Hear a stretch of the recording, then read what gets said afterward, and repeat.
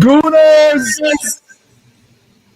Football fans, we always have an echo at the start. I can't believe the new figure I see here. I have Biso, finally. I have Mills, and as usual, my foundation, the man who keeps me in disciplined and in order. Blackburn George, how are you? Oh, guys, how are you? Tell the audience there's somebody here. I'm taking over. I've had enough of this shite. I'm taking over. Look at the new look. Look at the new look, Biso. I don't even know her. Who is she? Is that you? Say hello to the audience. Hi, everyone. They're wondering where. I haven't done a podcast with you before, so it's nice to meet you. yes. Millsy, welcome, my friend. For the audience doesn't know this, Millsy is the first subscriber to the Uncensored Arsenal YouTube channel. One of my biggest when we were nothing. And the only person who watches live. Yes, and the only person who watches live every time. It is Mills under an alias, but I can detect him. Millsy, welcome. Thanks, it's nice to be here. You're good, guys. The subject of the day, which nobody seems to want to discuss. After 7 games, where will our great leader lead us? I am not going to discuss Ozil at all, if I can help it. So get your, beware. Don't get your dandy up. But you all know where my personal opinion of Arteta, but the last month, the PL made him manager of the month. Well deserved. Yep. 3 wins. Norwich, Burnley, and Spurs. But guys, we cannot forget that we had 4 bad games before that. Brentford. No, 4 or 3. 3? 7 games played. No, I know the one we are missing. The one that we're missing is the last game down at Norwich, right? Yeah. So we had 3 bad games before Brentford, Chelsea, and Manchester City. So, guys, is this a sufficient sample? A sufficient sample for us to make any judgments as to where our team is and where it is going? Biso, you are one of the most knowledgeable and opinionated persons on Twitter. I'm going to have you start off. Well, personally for me, I think it was a really good month for Arteta, and I do think he deserves the manager of the month award. But again, we have to, put all of that into context, because we did play the last 2, the bottom 2 teams in the league, and we got a Spurs team that was down on their confidence because they had lost 3-0 in consecutive games right before they played that North London derby, right? So we have to make sure that we don't get carried away by having such a good month, and putting into perspective and all of the I would say issues surrounding, or basically think about the opponent and where they were at the time that we met them, right? So going forward, I do think that things are going to improve for sure. You think? We're going to hold you to that. Things are going to improve for sure? I think, no. I mean, it's not going to be like the first three games of the season for sure. Things will improve. How well they improve, I'm not too sure about that. And also, given the fact that, with Arteta, the system, it always feels like he needs everything to be perfect before we eventually go out there and have an excellent game. Like the weather needs to be perfect, the pitch needs to be perfect. He needs to have all of his starting 11, right there. And we did see what happened at Brighton when we didn't go with Xhaka, and he had someone else try to play the Xhaka role, which is such a specialized role that the lad struggled. God bless his soul. So I would not say that we're headed straight for the top, but there is cause for optimism for sure. I welcome to Omi Javed, all the way from Pakistan, one of the big supporters of the Uncensored Arsenal. Omi, welcome.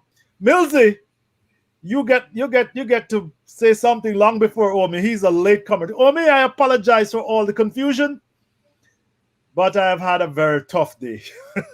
Millsy, 7 games against some very tough teams. Chelsea and Manchester United, Chelsea and Manchester City, and they outplayed us. Manchester City gave us a hiding. Chelsea could have scored more goals. Lukaku killed us, but then we recovered. Drew with who was it again? The first of the low boys, Norwich. Right. Drew with Burnley, right? Oh, we beat Burnley. I'm getting confused here. Yeah, we beat Shot. Burnley and we drew it. Yeah. Right. Yeah. It's been a rough day, George. But Mills, is that sufficient data to say that we are getting there? Yeah, but it's not just that, is it? It's the last since he's been in. It's not for me. It's not based on. I don't know. I think I'm a bit worried because I think I'm the wrong person to talk to because of. Yeah, no, but we want your opinion. I've lost all my faith in him. And I'm stuck in this place like you are. All human beings, they have hope, and if you lose your hope, you're basically dead. But there's another level, isn't there? So which you have another kind of a hope, which is you go into every game and you feel optimistic. It's Saturday morning. I remember the old days. For years and years and years in my life, Saturday morning was the most exciting part of the week because you were going to go to the game. You felt excited, and now I don't even feel optimistic about anything. I go into every game thinking we're going to lose it. I thought we were going to get spanked by the Spuds. We didn't because we were excellent, as George said, for about half an hour. And I'll give him the first half on that one. And I was hoping we were going to win 5-0 in that game and really showed what we could do. And I think that for me, the real failure has been going to Brighton. And all right, Brighton don't have much pedigree in that sense. And but at this early part of the season, they're competing. And if we're trying to really supposed to be ambitious enough to get to the top 6 and get back into the Europa League spots or whatever, it's not good enough to go down there and scrap it out with them. I know we always do. I know we always have done for many years. It's never been easy down there. But I just feel disappointed all the time. What's going on? Straitjacket football is. I don't feel exciting. We've got some fabulous players. But the question is, does the 7 games so far, and I've been all over the map, but we beat Norwich and Burnley. Yeah. Let's set the record straight. We beat Tottenham Hotspurs. Yeah. Right? Does that make you more? Before I even ask the question, with all the 7 games have gone, does that give you some idea of where we are going? Have we improved? This is a question that I want to ask, that I want to get a response to. Have we improved? Yeah, a little bit, maybe. A little bit. A little bit. For an average, a little bit, yes, a little bit. That's all. That's all I can say. I'm sorry. Omi Javed, have we improved a little bit? Your mic is off. Your mic is off. Get that squared away and I'll go to George. Yes, George. Have we improved since that bad start? Well, I think poor Arteta's getting a hard time. I've thought long and hard about this, and we played. You're getting. My disease is catching, George. Get yourself together. We played at Brentford on the opening game. I mean, and they just finished 3rd in the championship. Correct. Playoffs. And they're all excited. You can't expect to go and play well against them, can you? Really, George? And then you play Chelsea, and they've got that really expensively assembled squad, and they had a new manager. Well, you can't expect to play well against them. We're obviously going to play badly against them. And you play Manchester City, they're the best team in the country. They're going to make anybody look bad. And I know they made us look particularly bad, but you can't expect us to play well against them. We played Norwich. Now, they're the worst team in the league. They're 20th. We managed to beat them somehow 1-0. I think everybody needs to see George. I see everybody's expression when George is trolling. Keep going, George. We played terribly, but you can't expect us to play well against the worst team in the league. Then we played Burnley. We managed to beat them 1-0. I mean, and they're a bunch of cloggers, aren't they? They're just like, they're real. It's like a game of rugby. You can't expect us to play well against Burnley. We played well for half an hour against Tottenham Hotspur. But, you know, there's all that excitement, all that energy. After half an hour, well, you're not going to play well for the next hour, are you? You can't really expect them to play well for the next hour. Then we move on to Brighton. I mean, Hello. they have a good manager and a lot of half-decent, nearly good enough for the Premier League players. You can't expect us to go down there and play well. So 7 games in, we've played half an hour of decent football. Surely we should be excited about that because there's an excuse for all the other 7 games of playing absolute crap. It's not Mikel Arteta's fault, is it? That gives us something to look forward to, you know. Don't forget all the real positives. Answering the question though, have we improved? Real positives. Yeah, well, we have improved. We've improved our PR. Look, we've got Jack Wilshere practicing with us. He's practicing with us. That's fucking brilliant. I mean, that shows we're on the right path, aren't we? You know, we can always look back on old videos of Thierry Henry that they stick up on the Arsenal website to make us remember glory things. You know, what do you expect, you people? You know, bloody hell. I just don't see where all the negativity is coming from. Just because we play shit and we don't look like we're going to get any better doesn't mean we shouldn't be looking forward and thinking we're doing well. Omi, that was brilliant trolling by George. I hope his Al Nonce thing is in disguise, if you ever seen that account on Twitter. But the point George is making is that we only played well for perhaps 30 minutes against Spurs. And he's not convinced that the other 6.5 games we played really well. Where do you stand? Is that are you as convinced as George that really only that half an hour against Spurs means anything? That's a fair statement, I would say. What George is saying is only facts, nothing more than that. Because even that Spurs game, I think I don't know. Spurs only scored once, and they could have scored more as well in that game. We went too defensive in the second half. But apart from that game, and I always say that North London derby is never related to form. You can never put form on that game. Because it's always like who is wanting it more, and we always seem to turn out at Emirates for that game. So I think at that day we did turn out as well.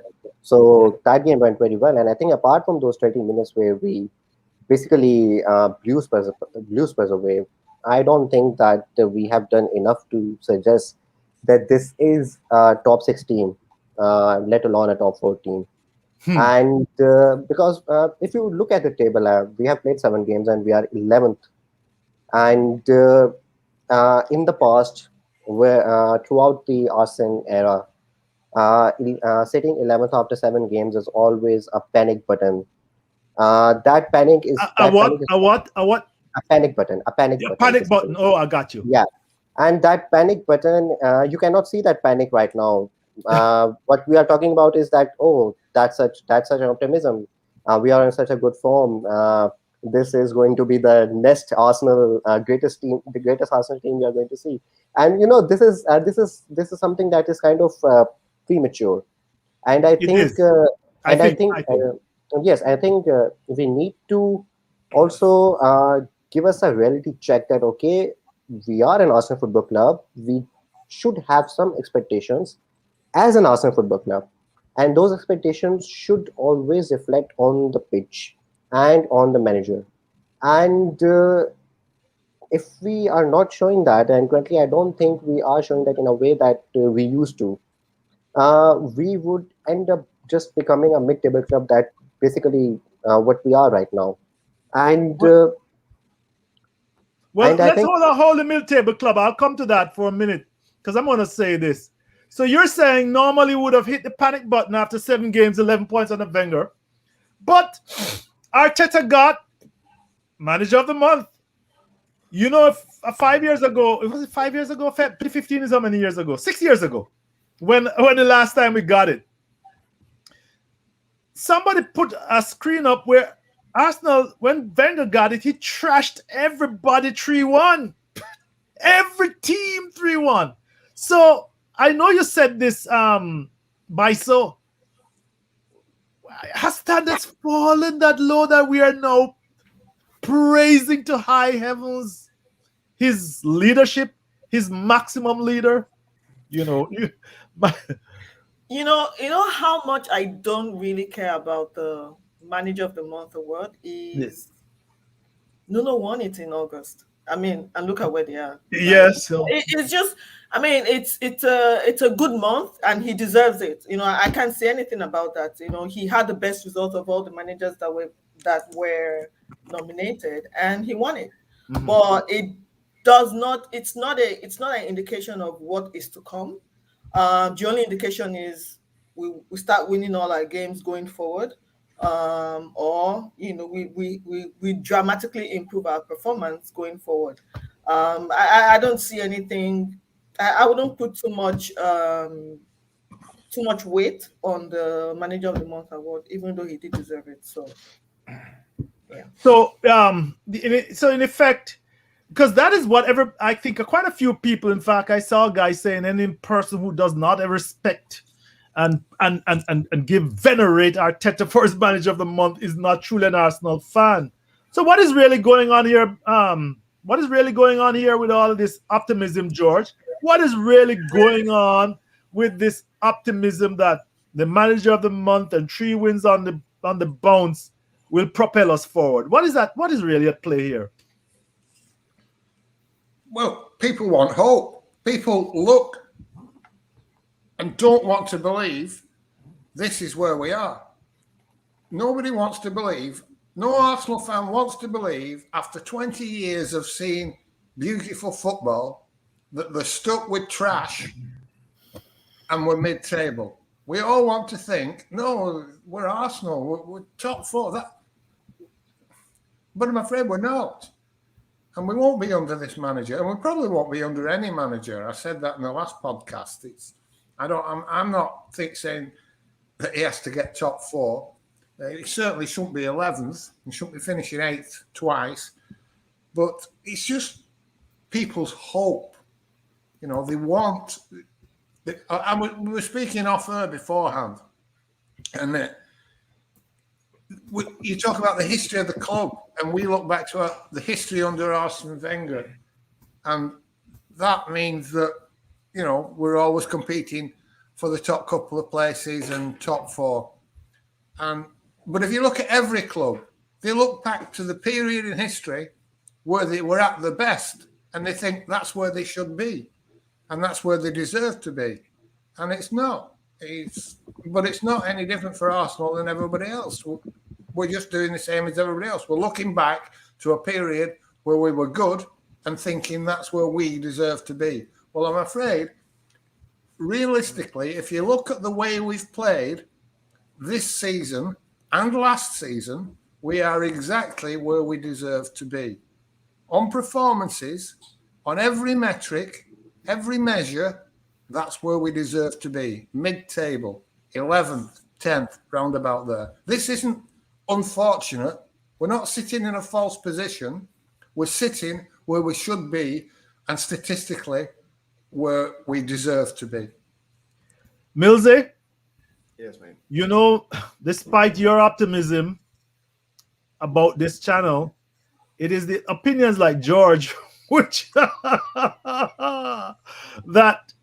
actually, and I say it with a bit of humor, but it's true, where we don't ever say that Arsenal will return. In fact, we are not let me put it this way: we are not as optimistic as most of the other sites. To be very frank, we are not. We are concerned, and we are concerned about that the management is not getting the best of the players. So, where do you stand as a person who just listens to us weekly? Is that message too negative? What George just said, for instance? No, not at all. If it's raining outside and somebody says it's raining outside, I don't see the problem with that.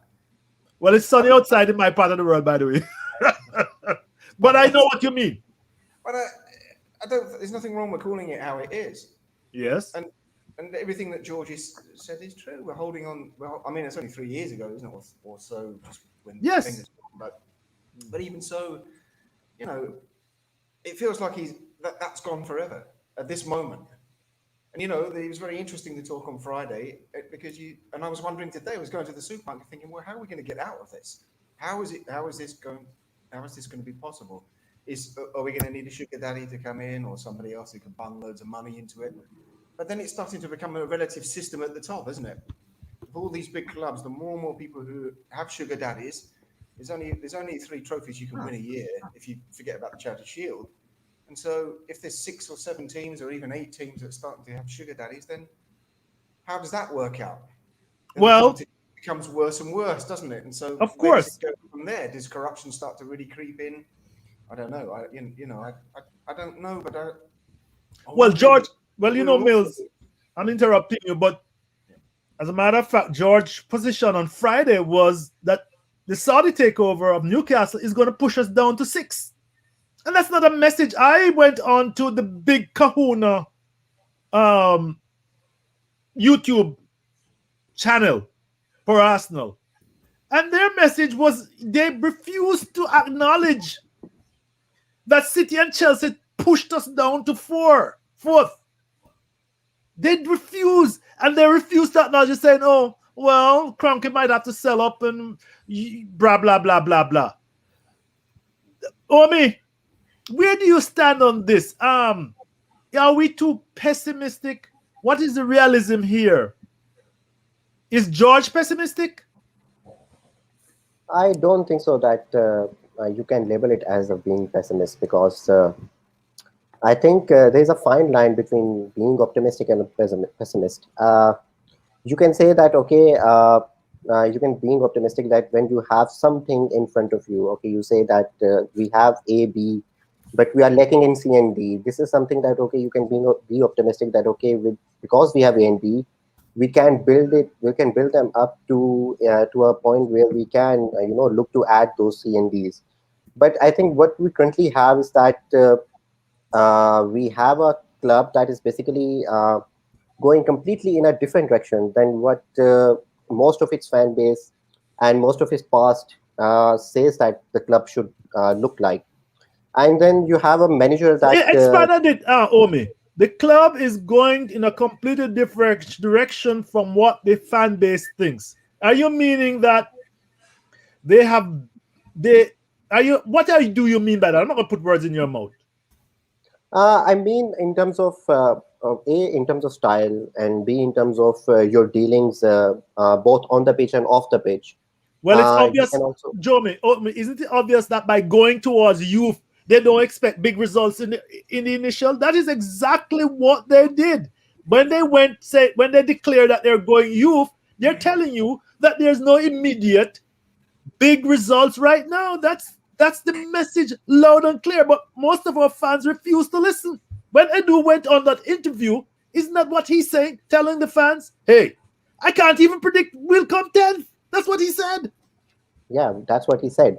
But is that the mentality, and is that the outlook of Arsenal Football Club that you want it to be? I think that is the question here. When you talk about that, okay, is the Arsenal going in the right direction that you want it to go? I think that should be the question here, and I don't think that the answer is yes to this question. Yes, we have a club that is basically going completely in a different direction than what most of its fan base and most of its past says that the club should look like. I think that is the question here. When you talk about that, okay, is the Arsenal going in the right direction that you want it to be? I think that should be the question here, and I don't think that the answer is that because you want clarity, at least from the top hierarchy of Arsenal Football Club, to reflect on the team and the fans, and that is something that is not happening right now. I mean, when Arteta took over, look at our transfer strategy till now. First, what we did, we went on and signed players like David Luiz, we signed players like Willian. These short term fixes, and then we just discarded that kind of transfer policy right after one season. We say, okay, that didn't work out. Let's go to the youth.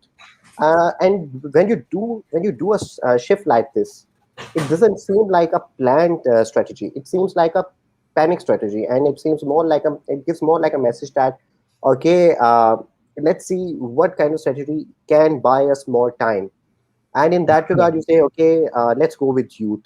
At least we can sell that we are giving a chance to the youth, and we are going to be needing time, because of course young players need time to develop. And in that way, we can also say that, okay, our manager also needs time. Let's let the team build and see how he does with this kind of project. It I'm gonna more sounds. ask. I'm gonna ask Biso to come in here because Biso, add Yeah. some clarity to this. Is it, before we go to the immediate future, before we talk about the next games that we have, what is the strategy? Is it still, uh, are they buying? Are they playing for time? Because that's what Ome is saying. Playing for time. Yes, You are mean they playing for Arsenal? time when they go for youth? Um, Oh, okay. When they go for you, I think, yeah, I think that's what they're doing. I think the hierarchy are very, very convinced that Arteta is the man. mhm. And you can see that from the communication from the club, and, everything surrounding, how basically the communication, right? You can tell Yes. that, the hierarchy are very convinced about the potential of this guy, and they're willing to let him move that team according to his pace, and going for a strategy of buying the young players is something that they believe worked for Arsene Wenger in the past, and Yes. so it should work this time around. So But George says. So George. in the past, we used to make the Champions League, so it Yes. was okay for us to have that to hold on to. But right now, I don't know if we're going to make the Champions League, and if we don't make Europe, it's going to be hard sell to convince the fans that we are going somewhere, even though the team is full of young players. So George is saying that right now we only did 30 minutes or half an hour of good football. We are stuck with youth. We have Crystal Palace coming up. Where do you expect us to end up in the next 7 games before the international league break? Will it be still at 11th, or will sail all the way up to 6th, 5th, and 4th? I don't remember what our next games are. I can tell you that in a second, but Crystal Palace is our next game, most definitely. I checked on it before. Aston Villa after that, and then we have Leicester and Watford. I mean, those 4 games are on paper winnable games. But as you know, I'm not fully confident on how Arteta responds to adversity. And what I mean by adversity is he has the absence of Granit Xhaka. Literally, Granit Xhaka's absence in the Europa League last year was one of the main reasons why we dropped out, because we just could not find a solution without him. And we've seen the first game again without him. Um, so I don't know. I'm not too confident, but on paper we should be able to win those games. You're committing heresy, and I'm going to go to. I want to make George have a word here. You're committing heresy for most of these fans, Biso. They forget that without Xhaka, we look like what should we say? And fish out of the water when we played Villarreal, and Arteta blamed the loss on him. But no, we are going to do excellently. We're going to do very well without Xhaka in the next 4 games, George. No, we're not going to do well without Xhaka. This is where we are. We just have to accept it, and there isn't a replacement for him. If he was playing, the results would be better and the performances would be better. But I can't see us finishing anything. We're 11th, 9th, 8th, maybe. I don't even see us getting 8th. You know? How competitive will we be with Crystal Palace, Aston Villa, Leicester, and Watford? Well, it's the 50-50 games, all of them. You know, we're probably favourite to beat Watford marginally. Are we playing them at home or away? You caught me there. I'm not sure. I'll have to look it up. Well, if we play them at home, we're favourites. We're playing them at home, George. Right, we're favourites to beat them. We're 50-50 with the others. We have 2 games at home next, I understand. Yeah, but they probably Aston Villa and Leicester probably play better than us as a rule. So home advantage might give us an edge. But you know, like I said, the 50-50 games, we could end up with 4 points or 12 points or anything in between. But the standard that we play will determine where we finish in the league. And the way we play is mid-table. 9th, 10th, 11th. That's the standard of our play. And but listen, I've got to go, lads. Yes, I'm going. Thank you for that, George. Everybody's going to get that round of question, and that's going to bring this to a close. Thanks for your role, Omi. See you later. Bye. Bye, George. Omi, same question. Next 4 games, where will we end up? Are you 50-50 like George? Are you like Biso? We are supposed to win them. I'm 50-50 because I think Crystal Palace is going to be. It should be an easy game, but it's going to be a tricky game because I think of Patrick Vieira, and I think recently they have started playing good football in last couple of games. So it would be interesting watch. I'm not sure.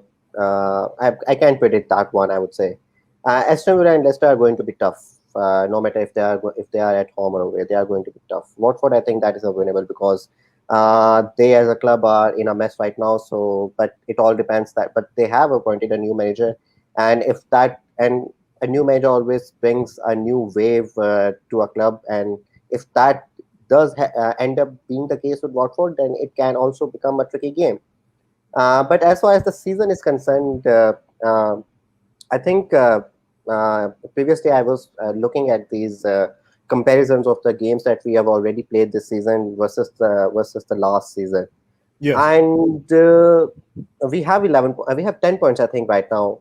Last season we took more from these games than what we have already done this season. Wow. That is a worrying start. That is a worrying start because that means that we are not doing better, but we are doing even worse in those games.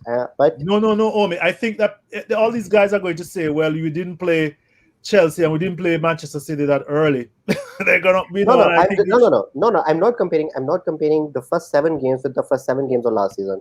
I'm only comparing with the games against the opponents that we have played this time. So let's say we played Chelsea home this season. We did a double on Chelsea last season. We did double on Chelsea last season. So I'm comparing Chelsea home against Chelsea home from last season. Yes. So that by that comparison, we have amassed less points than we did last time. So that is a one stat that is worrying for me. And I think Brentford, of course. I don't know who you replaced Brentford with. Who came? Oh, I know who came. Fulham, and we trashed them. Yeah, we played Fulham in the first game last year. Yes, William got our first or second game. I think it was the first. Yeah, it was the first game. William Masterclass. Yeah, William got the William Masterclass, and we were all. They were all. Well, I can't use a sexist comment. You're here. You're here by so. Well, yeah. Well, anyways, they were all jizzing. They were all jizzing over William. Jesus Christ! I'm gonna say what I think. Yeah, you remember? Yeah. Anyway. All right. Well, I think the point was that also if you compare the season and you try and average out the start that we have had to the end of the season, we will end up getting around between 50 to 60 points. And that's what Ehab says. He's expecting us to get 50 points, 50, 55.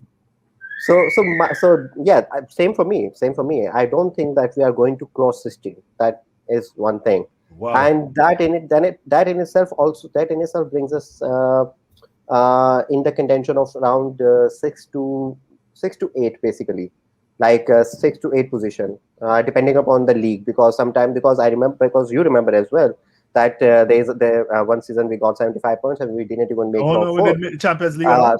So of course it also depends on how the league performs as well, If and what. Manchester City is pounding everybody to death and they're getting 100 odd points, then those teams that are third, fourth, and fifth are barely, Yeah, they're scraping. yeah, that's exactly my point. But if the league is more competitive, it the number of points correlate with that stat as well, and it's hard to predict that what is going to be the mean of the table, basically. Yes. Like the team that is going to finish in the top four, what at what point it's going to finish. Like, Yes. will it be above 70? Will it be above 75? So that is something that decides how the rest of the teams do. And but seeing the teams that we have, I think when you look at City, when you look at Chelsea, and when you look at Liverpool, and also I mean, they are tough teams this season, and I don't think they are going to be get beaten by many. They're competing for the title. I They're thought, competing for the title, homie. I'm sorry to yes, interrupt you, but those are I four teams competing for the title. Period. yes. That is a fact. I mean, before the start of the season, I thought that maybe Liverpool might not be the Liverpool of what we have seen from the last 2 seasons, but the game that they played against City tells a very That was a completely different story. that was a game of And football. and there was a story 2 days ago when Leicester basically drew their last game. Leicester were there was a news that Leicester fans and the Leicester players and manager are unhappy with the fact that they ended up drawing that game. And I thought that this is the kind of mentality that has gone missing in Arsenal right now. We drew against Huddersfield, and we were lucky to get a point from that game. But the general perception after that game was not that we should have been beating that kind of a team, but the general perception after that game was that, oh, thank God, we got lucky, we got a point. We should You're commend the going too team. far back, homie. You're going too Is it far back. Huddersfield or When we Brighton? played Brighton, sorry, Bison. We played Brighton over a week ago, and the entire massive was that it was a great result. They outplayed us. This is Exactly. Norwich, who are at 200. I keep repeating this point because nobody else online wants to make it. They're a 215 million pound team, and we are a 500 million pound team by market value. And they That's exactly my outplayed point. us. But it is a rain and it's a win. Let me go to Millsip though. And Ehab has joined us. Ehab has this. Is that it? What is Ehab doing here? He has his kids as his avatar. I don't know. But Millsy, we have, as we say, where do you expect? 7 games gone in. You've heard all the discussion. You have been on this. You, my friend, have been the most devoted follower of this site, as we said. We have Crystal Palace. We have Leicester. We have Watford, and I'm missing one there.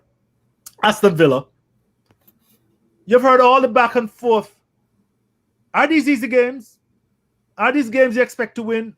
I think we half expect what you're going to say, but tell us.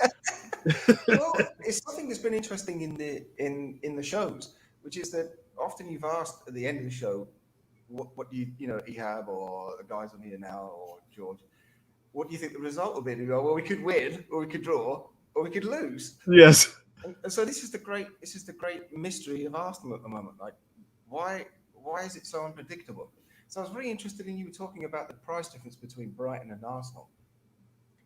But there's one thing that our psychological state, I think, is terrible at the moment. And I think this is one of the key things that Wenger had, that he was able to psychologically keep the teams up and forward and being able to play. Obviously, there was terrible mistakes that happened along the way, and that's natural. That's football. Mm-hmm. There's hardly any teams, even the Invincibles, casting away a sort of a shadow, a rather unrealistic shadow, because we know that only Preston never did it before us. So, but I'm just really worried about the psychological state of things. And I've actually, this comes in because I want to ask a question as well. Does anybody know when this whole thing with the Arteta project sort of meme came into things? Because I'm really worried about the idea of a project. Look, I don't know very much. I don't know the business world very well. I know the art world, and a project is usually something that conceptual artists started doing sort of in the late 60s, early 70s. Say that again, Millsy. I didn't get it, and I don't think the audience got it. Started so when Mills the project. Say it again. Okay, so I'm interested in this whole thing to do with Project Arteta, and what that actually means. So, as I said, I don't know the business world very well, but in the art world, a project is usually something done by conceptual artists, where it's a short period of time, lots of intense research and experiments of some kind or other, and a small exhibition at the end, and then they're on to the next experiment, the next project. And this really worries me. This really worries me as a psychological state that we're in something the Arteta project, and I don't know where this is. You know, what does this really mean? What is the experiment? Hanging around the middle of the table, a shuffle and scrape FA Cup win that personally I don't think we would have won if it hadn't been for the pandemic. I don't think we would have pulled that off. But anyway, that's debatable because you can't prove anything. And I'm just really worried that the state of mind at the minute is in the state of an experiment, a project, which is going to be a short, intense period of some kind of research that no one really knows what it's going to be, with a kind of final point of some kind. Well, Mills, I'll answer you. Let me answer you. The final bit is that in the old days, in a painter, for example, would have got on with their life's work. And I think as Arsenal, I'm not sure that we should be involved with projects. I think we should be going with a continuum of a life's work. I know it's a pretty pretentious metaphor or whatever, but I'm really worried about the idea of a project, because these things get into people's minds, and here it is, we're having a big, and it just sounds like an excuse for poor results and poor psychology that's at the club all around. No one seems to know what's going on. We're all flapping around, and Allow me to answer you. A project is supposed to be a defined beginning and a defined end, a business undertaking. And so I think that this whole Arteta project is just a way to make this thing seem important, and to convey that it's not forever, and that he will, in some due course, because that's the psychology, in some time, like any of these big teams, the project will succeed. We are to hang on to the idea that at the end, which, by the way, the end is not defined, because any project in business is defined. I asked my good friend Ehab if he's online, or he's just lurking. If he undertakes a project, he has to finish it by a specific time. Arteta's project is indefinite. Correct, Maiso? I see you shaking your head. Yeah, that's correct. Absolutely. Like, this is a question we're asking. What is that project? What do we think as a club that, in the next 5 years, where do we think we're going to be? We don't know. Even Edu himself cannot tell you. Oh, yes. So at the end of the day, I think it's just a way of, calming the fan base and giving them hope and something to hold on to while they're resolving whatever it is that they want to resolve, in the background. And I do think that the hierarchy are fully convinced that, the players were the problem or are the problem. Oh. And so they're trying to buy time. A player was a problem. To get rid of all of those players that were there prior to Arteta coming in. And then they feel like that's when they can now say, this is the beginning of Arteta's reign. They are convinced. For me, it's clear. The club is convinced of that fact, right? I don't, given the fact that, most of those guys, they don't know anything about football. I definitely don't agree with them that the biggest problem were the players, right? Otherwise, we would have never gotten rid of Wenger. Otherwise, we would have never gotten rid of Emery. Would have just said, hold on to these guys and let's clear out the players. But that wasn't the problem, right? It was only when Arteta came in, then the whole rhetoric changed around and said, all right, this is what we need to do. I mean, Emery left. Emery was 8th on the table when we sacked him. We thought 8th wasn't good enough.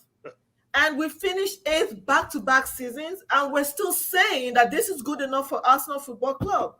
The bar was up here, and now I don't even know if it's not on the ground already. Whenever that is a problem, actually. You know, my first tweet after this first game was Arteta is worse than Emery. His win record, his loss record, his draw record. I think I was premature because everybody said I thought I was a hater. But I think there's one fact here. There is one discussion point here as well.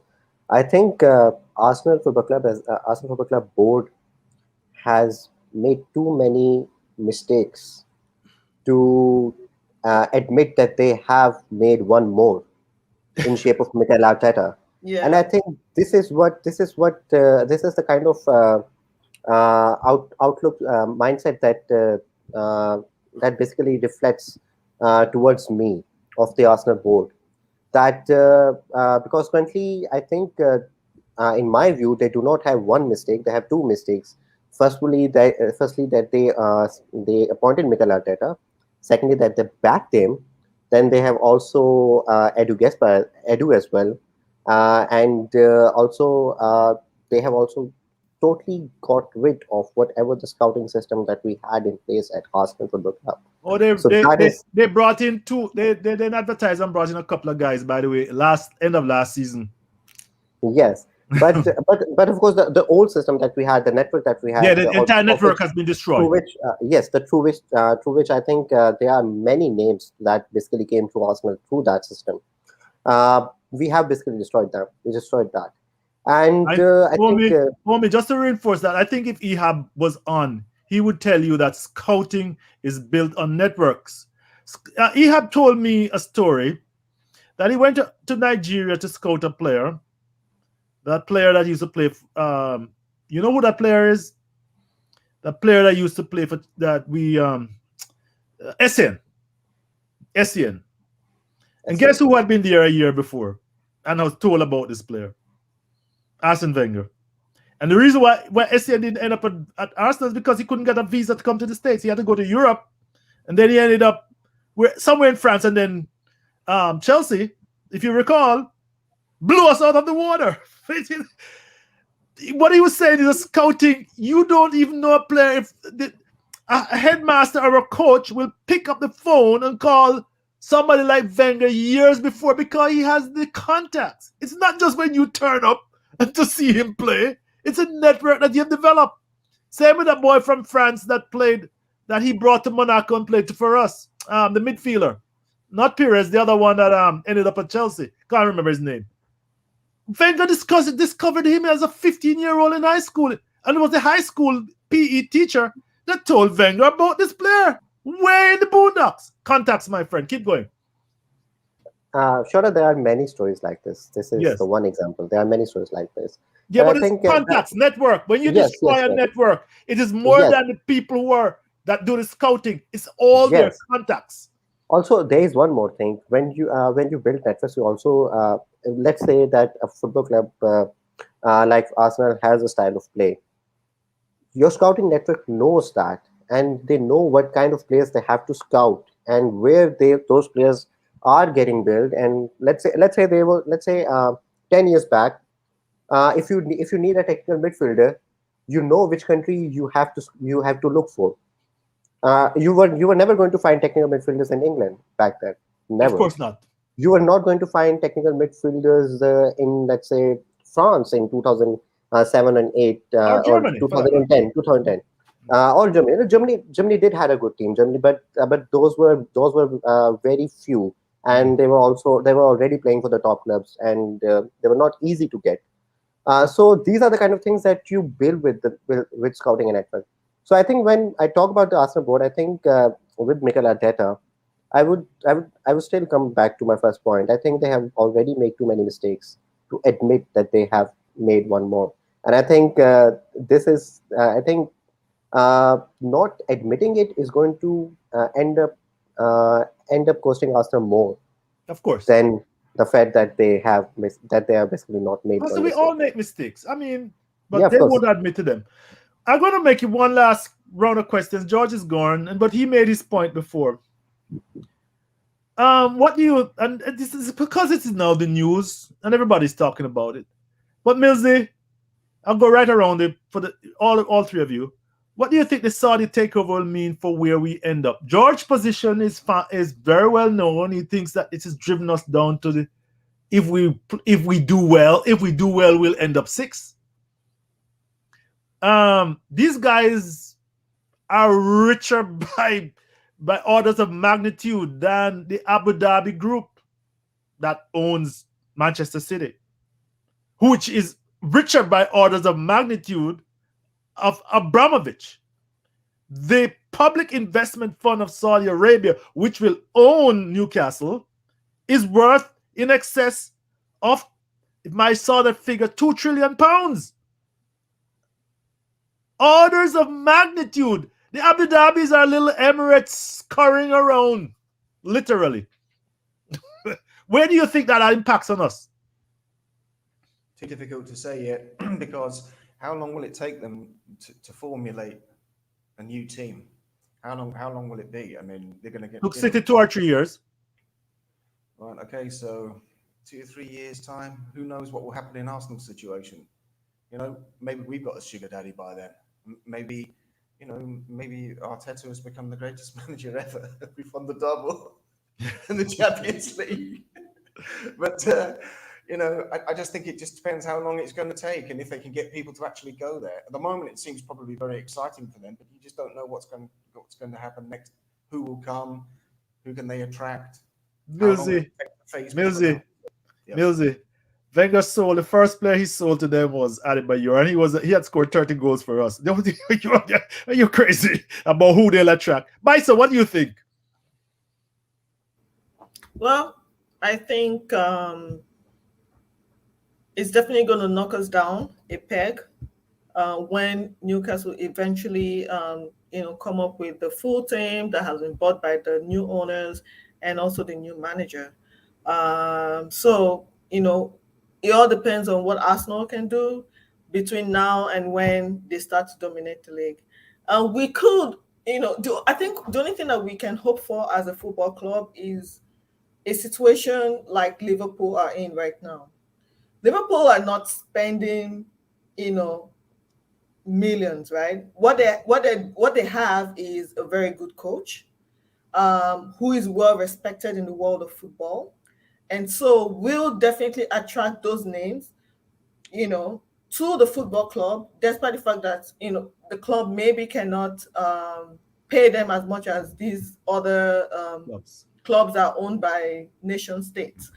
But they're coming there in the hopes that a manager that good can win them trophies. And what does a player want in his career? If what he wants is trophies and or money. No, not and or. He wants money as well. Come on, Bison. I mean, Salah is grumbling. Salah is grumbling, as a professional, right? And so the reason why anyone would go to a Liverpool today, as opposed to going to a Newcastle that would probably double or triple their wages, is because they want to win trophies. Yeah. Right? But Newcastle is not ready to win trophies right now. So that's the only situation I see Arsenal getting to that can put us into the top 4 conversation and into the title race. If everything goes perfectly, we get the perfect formula like Liverpool have gotten right now. I can tell you that by the time Salah is done with Liverpool and that team gets disbanded, they're not going to be up there competing for titles. They could be around top 4 by the time they replace and all that, but it's not going to last forever. It's not sustainable on the budget they are on. And that is the difference between clubs like ours and clubs like, those owned by, nation states and the rest of them. So that's the only thing we can hope for. By the way, they're building a massive stand. So, all these people that come from Arsenal saying, oh, we didn't need to build a stadium. All our top 4 competitors are expanding their stadium. They're not even, the revenue is first TV, second commercial, and third, but they're not resting on the fact that they only have 40,000 or 50,000 fans. They want 60 and 70,000. Somehow I'm missing something, Millsy. Anyway, they're still longing. I don't know, why I just call your name. It's because you have 3 generations of people who were, in love with the old stadium. Right? But, people are like this is the 21st century. Money always talked. Don't get me wrong, but you can't compete with a 40,000 seater stadium. Omi, the Saudis, you're in Pakistan, so you're closer to the Saudi Arabia than all of us. But I know that's some geography. Don't get me wrong. I did geography. But what do you think? Factually, I don't think that I'm closer to Saudi Arabia than England or the other countries are, distant in terms of distance. But it's an interesting build up that has happened. I think yesterday I was thinking that when Man City was taken over and when Chelsea was taken over by Abramovich, if you had compiled the list of top 10 biggest or top 10 greatest clubs of England at that time, I don't think you would have put City or Chelsea in that list. But City was relegated, for heaven's sake. Yeah. They had City. There was a time in '60s or something where City did had their glory days for a certain time, but Chelsea never had those. But at this moment of time, if you end up building a list of the top 10 greatest clubs in England, Newcastle can be up for discussion from whatever position is this they are in currently. I know they have also been relegated, but Newcastle has always been one of the biggest clubs that in England historically. They were Premier League champions in late 1990s. Don't before, of course, when money basically came in and other clubs basically started taking over. That's where basically Newcastle kind of. I'm missing that one. I know Blackburn Rovers got when they got some bit, the money came in. Millsy wanted Newcastle win. That's a long time ago. Yeah, that's a long time ago. Yeah. Yes. I mean, I've been following the Division 1 and all that crap from I was a child. I mean, the last time I remember they were close to that European position was when they had Alan Pardew as their manager, and they finished kind of like fifth or something. They finished fourth with Bobby Robson, and then he came fifth and was struggling, and then the assholes kicked him out, and they went they couldn't stop their slide down the drain until they got relegated. Just like it is like the same treatment they gave Wenger. Sir Bobby Robson, who had been at Barcelona, manager at Barcelona, manager of England, he also was at another European club, I think, and they kicked him out, and he had come forth the previous year. I was started following the Premier League in earnest at that time, and I was like, are you guys off your rocker? Keep going now, Omi. Well, the point was that when Newcastle is taken over by someone like the consortium that have taken over Newcastle, you cannot see it in the same limelight as when Chelsea or Man City were taken over, because it's a different story. Newcastle is already a big club in England, and they already have quite a good stadium in place. They have the infrastructure already in place to begin with, and they have that. There's always a thing that there's always a criticism that City and Chelsea does not have in history, but Newcastle has that as well. So how will that impact us, Omi? I mean, how you expect it to impact us? I really want to know about the matter. I think, I was coming to that point. I think Newcastle takeover will have a more major impact on the Premier League than what City and Chelsea did. That is what I think. Of course, I have my reasons to think in that way, but only time will tell if I am right or wrong in that regard. As far as the Arsenal is concerned, I think Newcastle is something that is going to impact Arsenal in that regard, because they have that kind of history and all of that, more than what Chelsea and City ended up doing. And I think that is something that goes beyond like how successful you have been in the recent times, how many trophies you have won, what you have done on the pitch and all of that. Because as a club, the size of fan base that you talk about, and then the size of the structure you talk about, I think that is something that is going to be the major impact of Newcastle. And I think this is something. Yeah. Omi, I'm going to throw this. I'm going to interrupt you and throw this at Mills and Biso. 1 year before we or just about when we won when we became invincibles. Isn't that when Abramovich brought over Chelsea Millsy? And as the year after they offered Ashley Cole £50,000 a week, which we wouldn't match. I mean, remember what I'm trying to contrast with what Omi says. Omi, we had just become invincibles. Of course, what most people don't realize is that year we had problems meeting salaries. We had problems meeting salaries. That's a record. That's a factual record.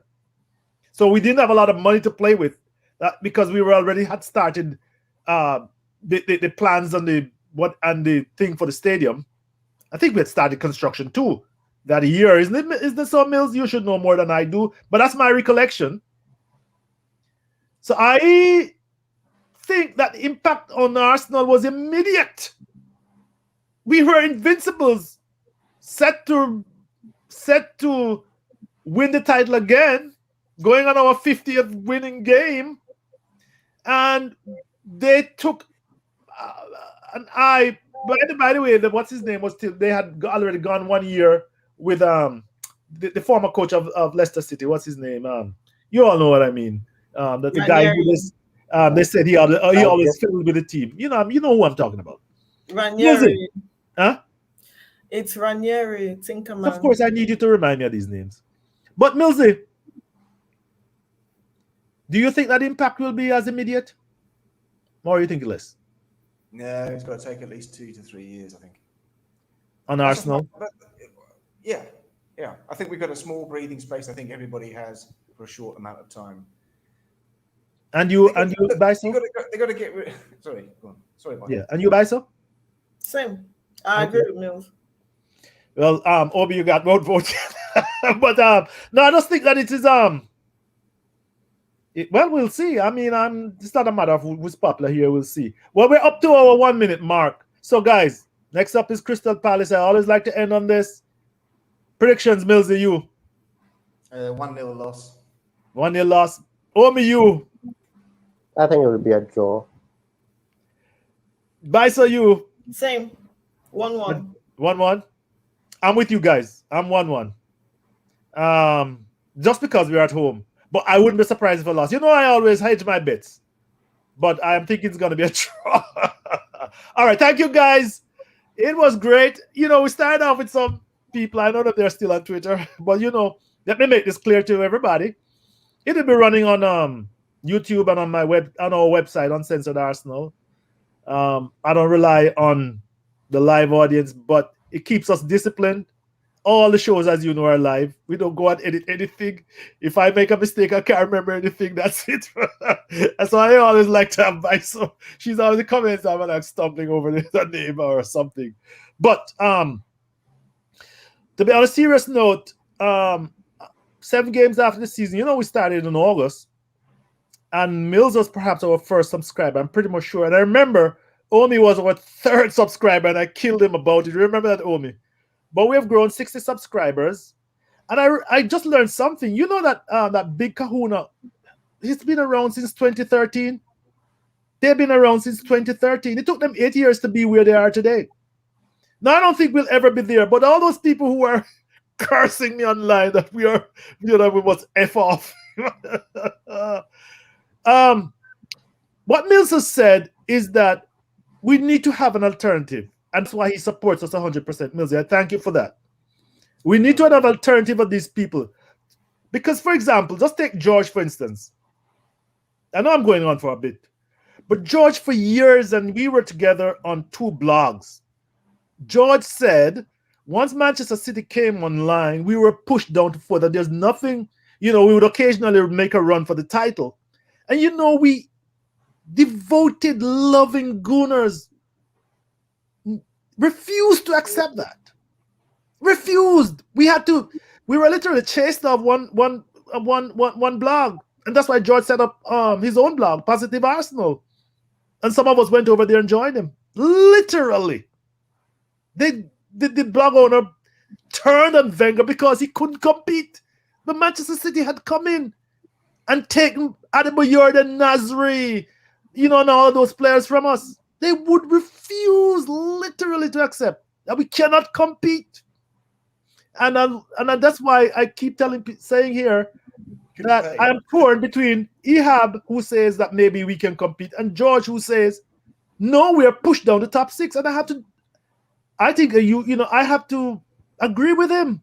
They are going to push us down to be struggling. Top 6 will be par unless we get another Saudi Arabia to take us over. So we need some kind of website we need some kind of channel, people, that is willing to discuss. It's not afraid, not censored, not afraid because people say you're disloyal, not afraid to say the manager has erred and is making mistakes, or the board. We need a website like this that is not looking for clicks, not looking for money. By the way, they're all making huge money. Did you realize this? If you have 1.3 million subscribers, YouTube is giving you a piece of the action and you're getting a piece of the Patreon. No wonder you can have a massive studio with people broadcasting every day. What makes you different from the BBC, the Sun, the Independent, the Guardian? You're emitting the same crap and refusing to recognize. For example, the Guardian had a whole big thing about Saudi Arabia, and they denied completely that the reason why the deal fell through last year was because of the boning of Khashoggi. They refused to discuss. You know what they said?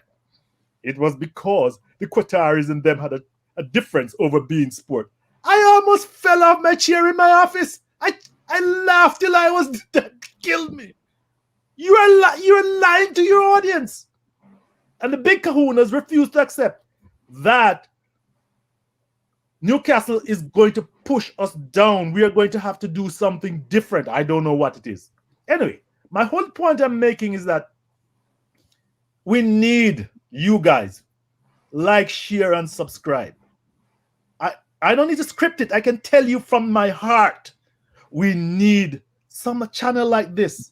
These people are misleading gooners, manipulating your love for the club. Thank you, guys. Hope you continue to help us and promote us. I love you all. Thank you very much. Bye. Bye. Thank you. Cheers. Bye. Bye. Thank you.